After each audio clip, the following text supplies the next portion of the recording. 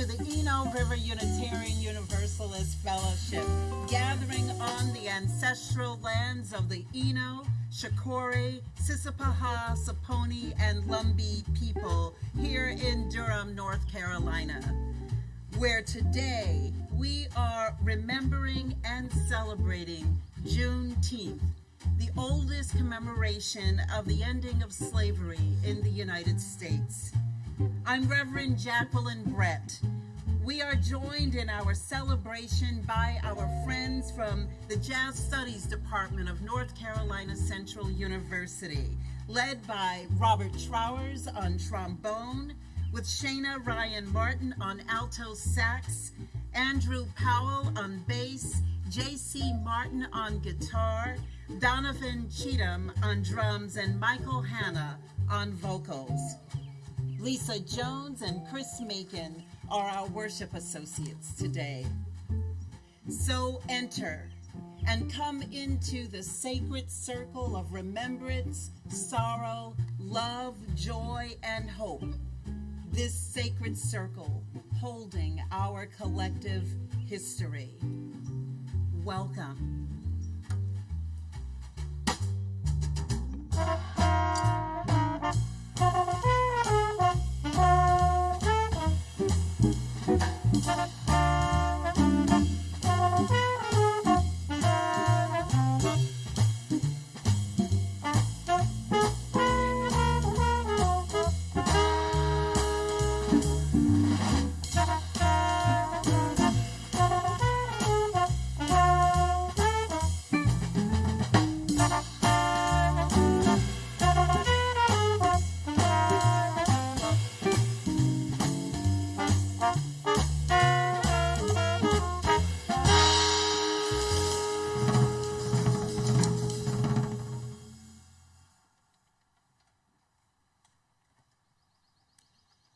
Now is the time to call on the memories of the ancestors who thought they could not walk another step toward freedom, and yet they did.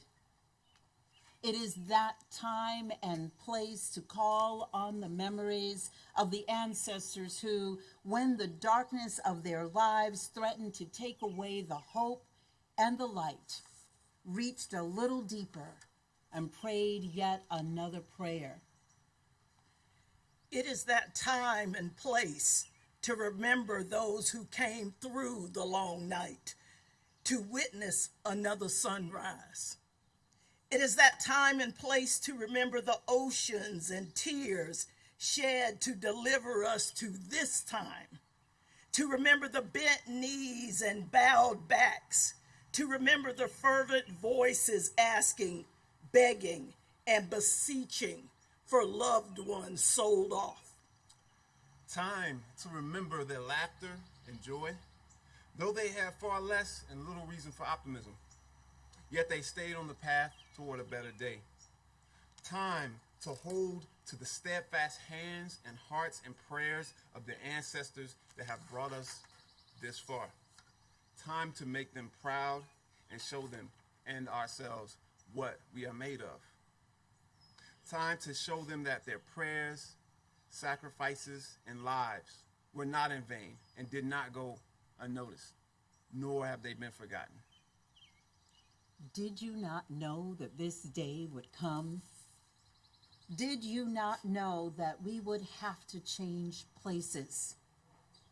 Did you not know that just as our ancestors were delivered, that you would also be delivered? Have you not seen the greatness and power of the creative energy in the universe called God that moves and has its being through human agency? Have you not seen God in your neighbors' faces, in the homeless, in the battered woman, the trafficked child, the undocumented worker, the dispossessed? It is that time and that place to know that it is our turn, that we must leave a legacy for our children and all the children. It is that time and that place we light our chalice with the knowledge that we are the ones we have been waiting for. For that, let us be eternally grateful. And come, let us worship together.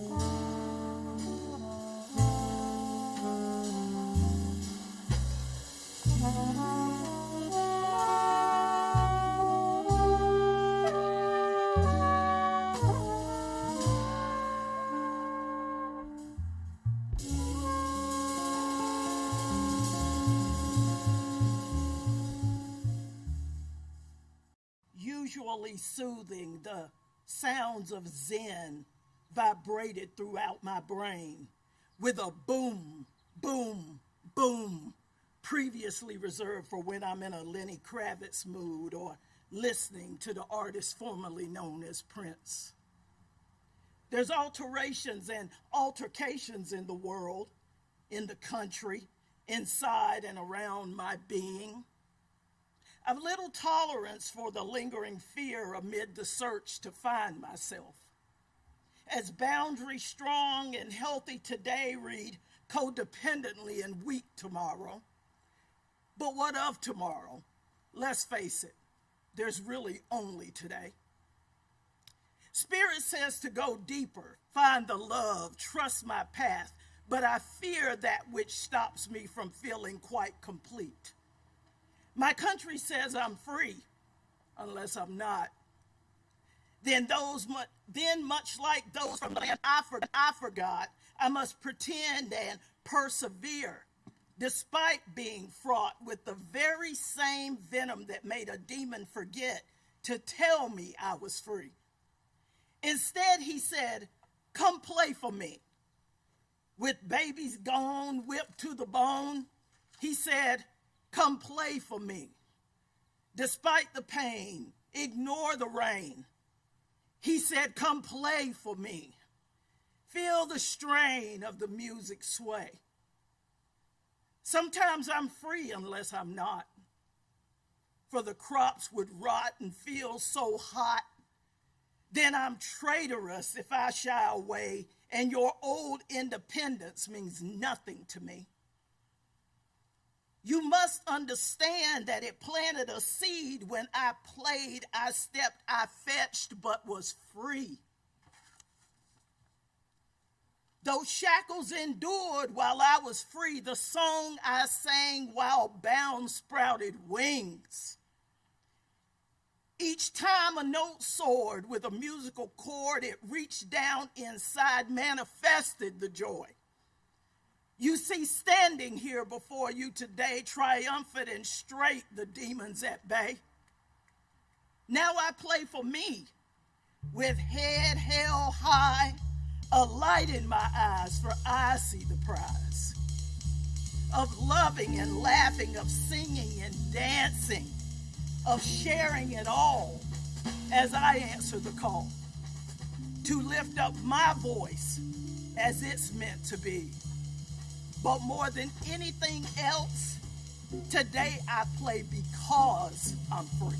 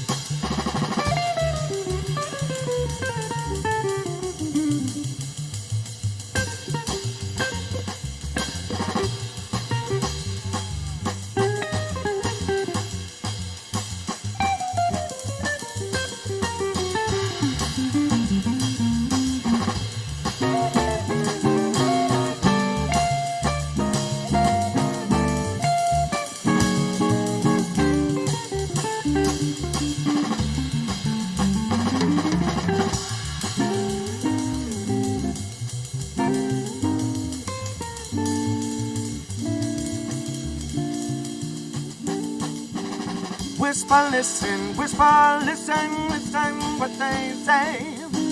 Rumors flying, must be lying, but it's really they.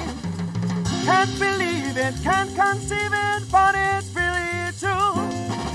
Slave no longer, this is Freedom Day. Freedom Day, it's Freedom Day. Throw those shackling chains away. Everybody that we see says it's really true, we're free. Freedom Day, it's Freedom Day.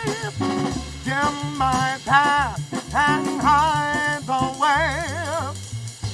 Everybody that we see, but we made it Freedom Day.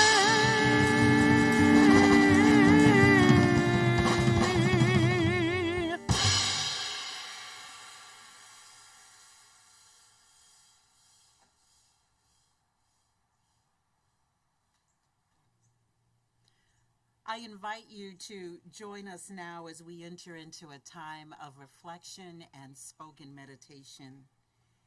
Let us begin together with a candle lighting as we reflect upon the memories, concerns, or the joy we hold within our hearts at this time. I invite you to light a candle at home as we light candles here.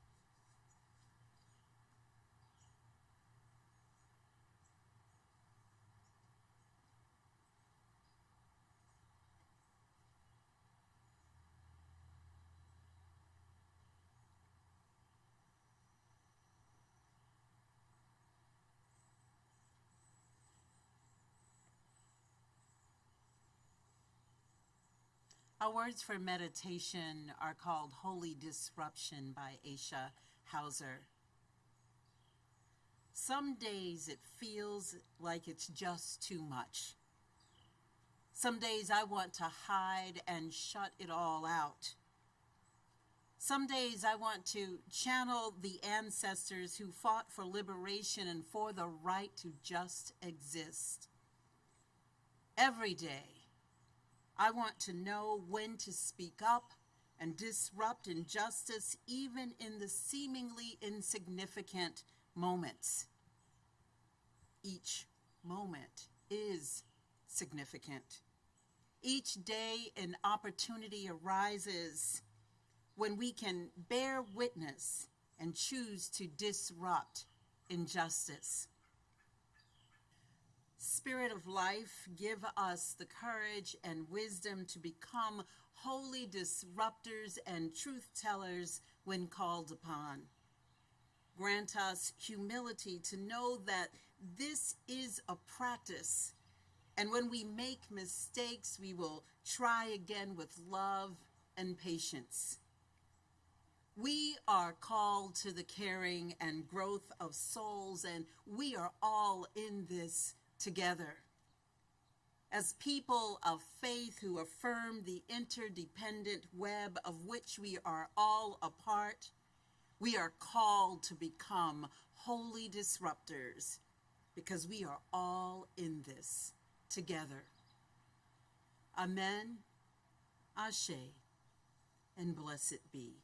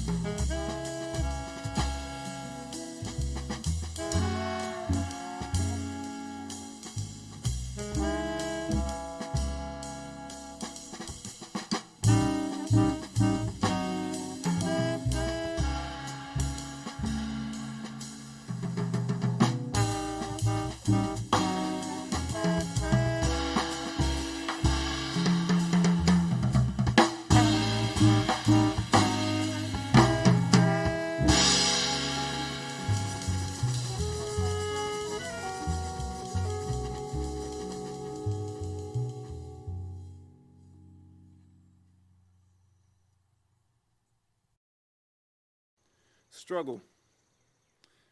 It's a word that doesn't usually evoke positive feelings. See, struggle describes the difficulties we face.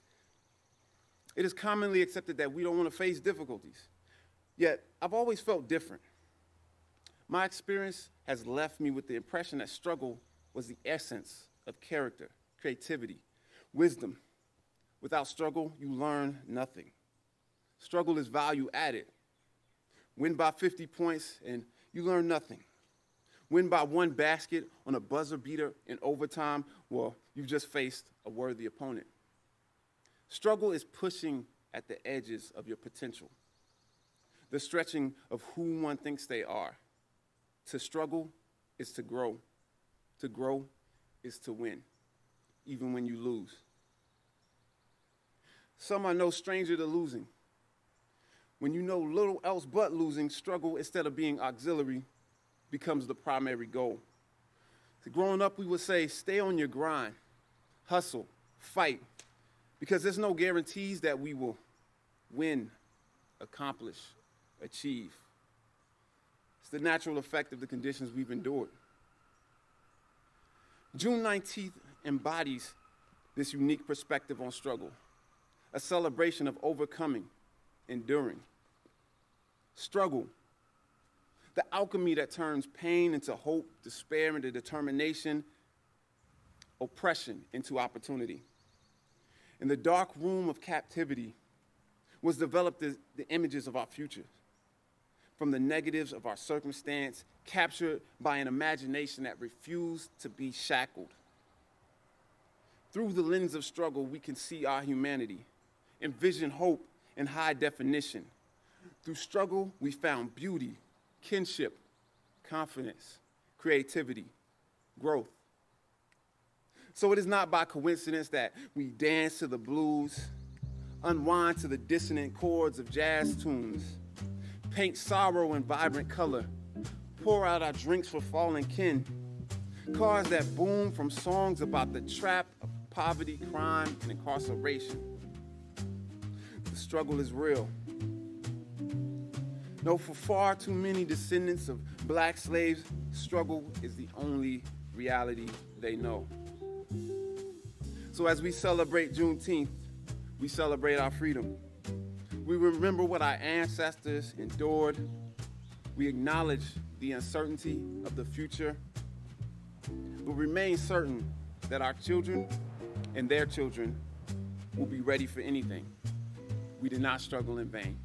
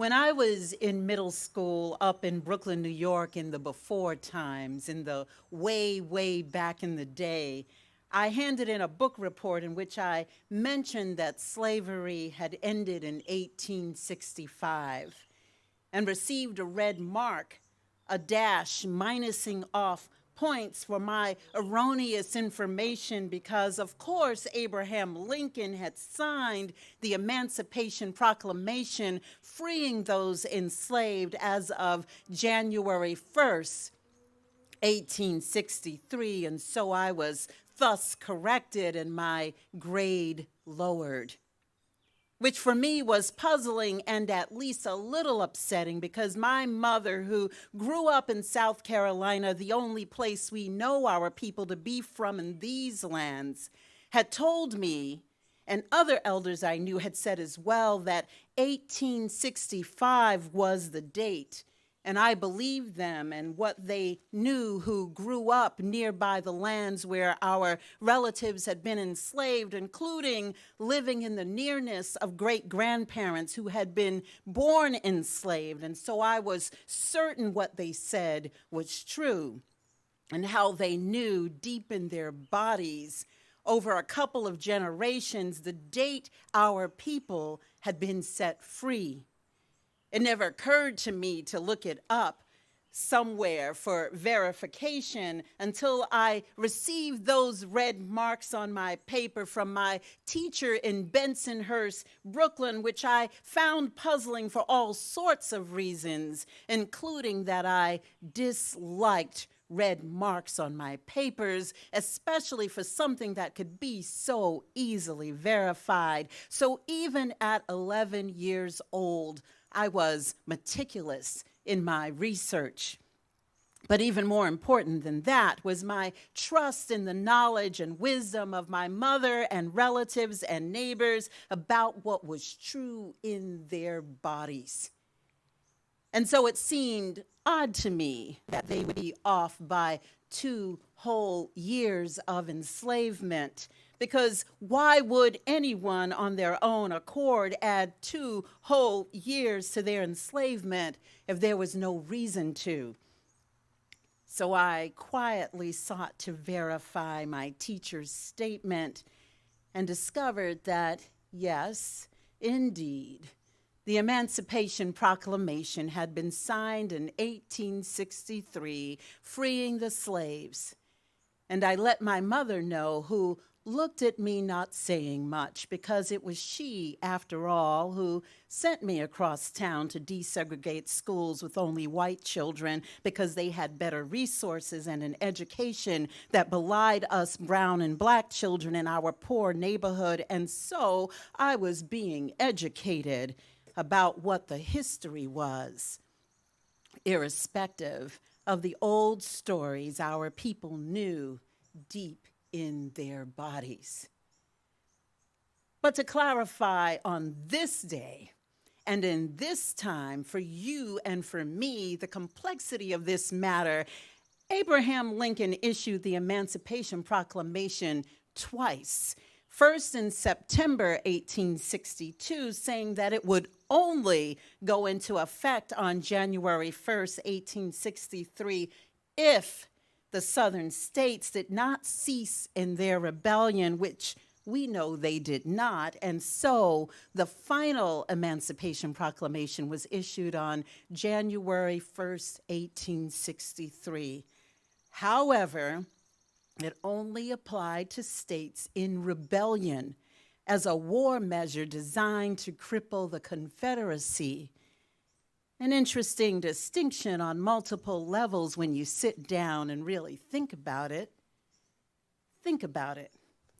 The proclamation initially freed only the enslaved people in the rebellious states, and it is said that it was only by the end of the Civil War in 1865 that the Emancipation Proclamation had influenced and prepared enough American citizens to advocate and accept abolition for all enslaved people in both the North and South. Yes, even the North, in states that were supposedly free to begin with. such that the 13th Amendment to the Constitution, which abolished slavery in the United States, was finally passed on December 6th, 1865. The year with the ruling that ultimately mattered most to my mother and the stories our family knew in their bodies.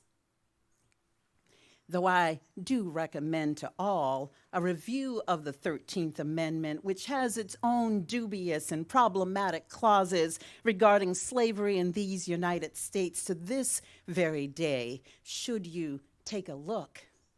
And you should take a look. Beloved brother Chris pointed out in conversation the complexity of the 3-year gap between proclamation and constitutional amendment that impacted the enslaved in this country, a preponderance of Black lives, and how we are still living with gaps in health and wealth and education, and that remains quite profound to this very day on which we name and claim a collective history, yours and mine. All so we can leave the past unrepeated, forging a good future for all, celebrating a true Independence Day for all, how we have overcome despite it all, and also acknowledging the complexity of righteous anger and holy rage at what has not been overcome, and in what shall we do now, how we might together imagine and weave a new tapestry emergent with true justice and liberation for us all, as we acknowledge the interdependence of us all, how there is no real truth of separation among us all, caught up in this sacred network of mutuality as we are. All of us longing to move into the light of true freedom, where mine does not belie yours, and no one actually has it until we are all living in the light of it, rising in the tide of it, and moving to the beating of our hearts to it, inspirited by it, as we breathe it in and breathe it out.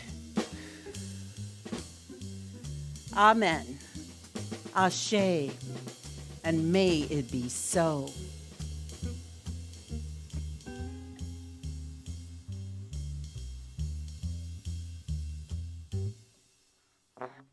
Breaking up big rocks on the chain gang, breaking rocks and serving my time. Breaking rocks out here on the chain gang, 'cause I've been convicted of crime. Hold it steady right there while I hit it. Got a feeling that I ought to get it. I've been working and working, but I still got so terrible far to go. I committed crime, Lord, I need it. Crime of being hungry and poor. I left the grocery store, man, bleeding when they caught me robbing the store. Hold it steady right there while I hit it. Got a feeling that I ought to get it. I've been working, yeah, I've been working, but I still got so terrible far to go.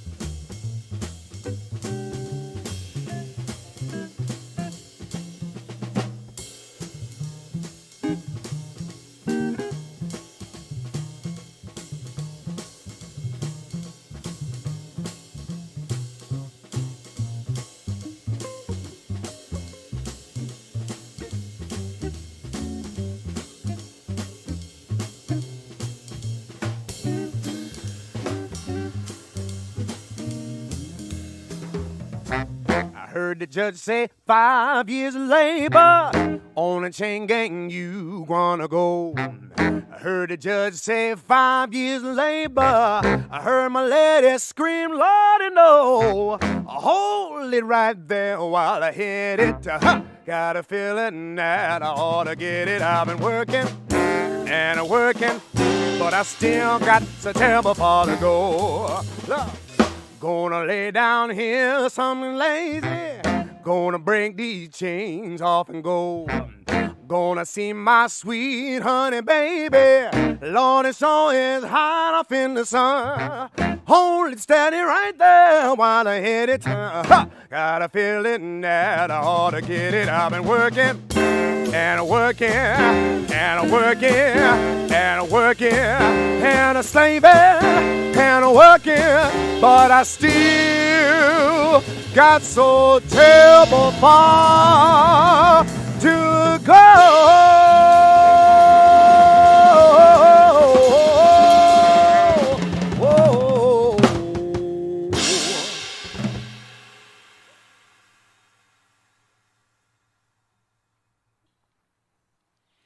We weave the fabric of beloved community through the contributions of our collective time, talent, and treasure. At this time, we will take up the offering, and we invite you to participate by using the link that will appear in the chat box, or you may go to ERUUF.org and click on the Give button at the top of the page.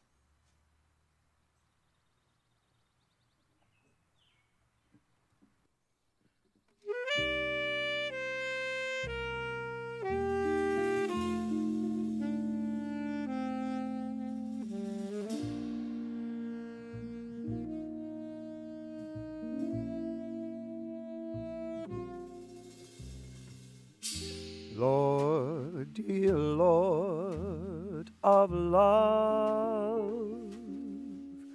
God of mercy, God above, oh, please come down and see my people through.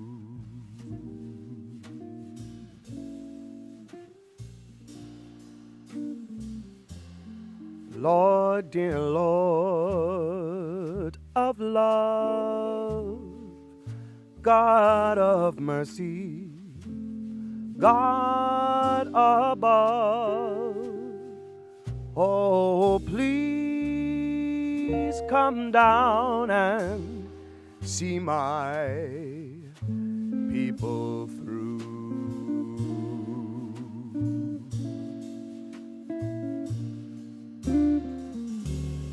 I believe that God put sun and moon up in the sky.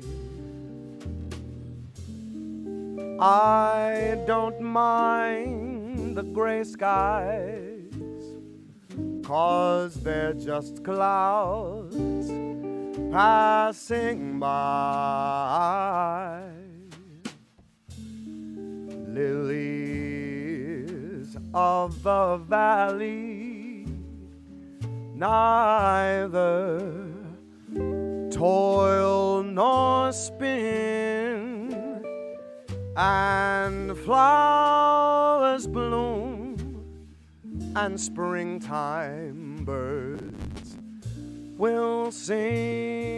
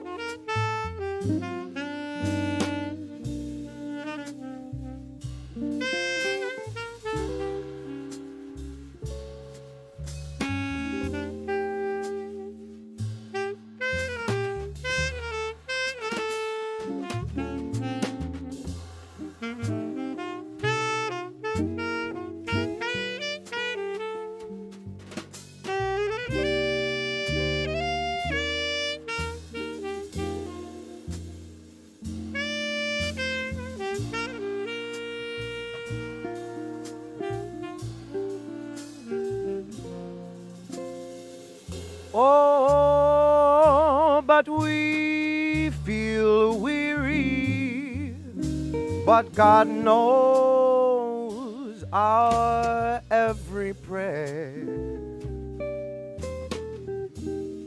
Go to God in secret, He will hear your every prayer.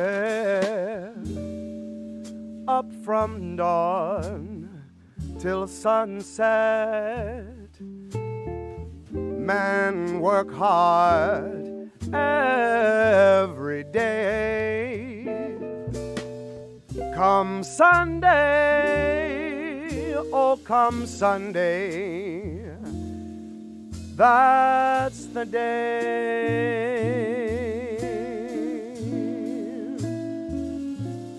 Come Sunday, oh come Sunday, that's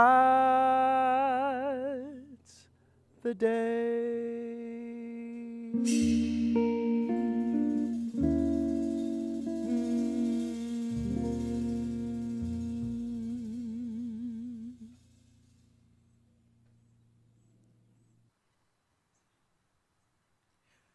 Our closing words today are from Prophecy by Pauli Murray. I am the child of kings and serfs, freemen and slaves, having neither superiors nor inferiors, progeny of all colors, all cultures, all systems, all beliefs. I have been enslaved, yet my spirit is unbound. I have been cast aside, but I sparkle in the darkness. I have been slain, but live on in the rivers of history. I seek no conquest, no revenge. I seek only discovery of the illimitable heights of my own being. Go in peace, go in love, and may our lives be a blessing.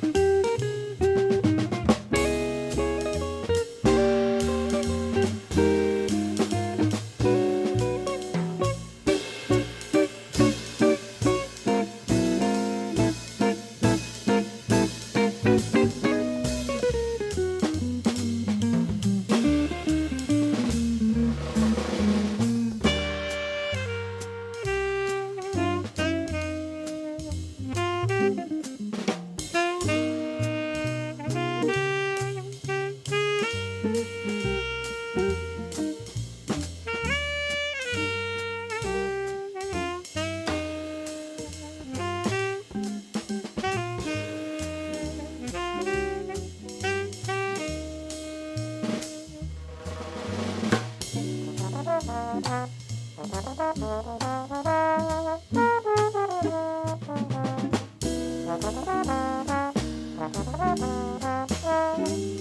you.